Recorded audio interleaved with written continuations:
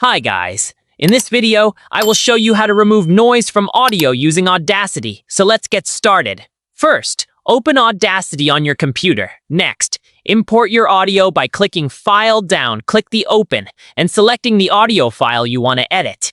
Now, select a portion of the audio that contains only the background noise.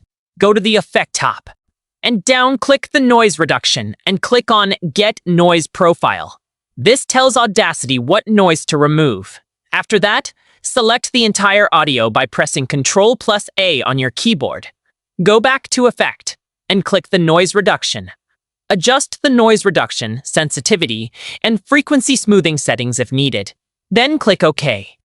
Listen to your audio to make sure the noise is reduced without affecting your main sound. Finally, save your cleaned audio by clicking File Export and choose your preferred format like MP3 or WAV. That's it! You have successfully removed background noise from your audio using Audacity.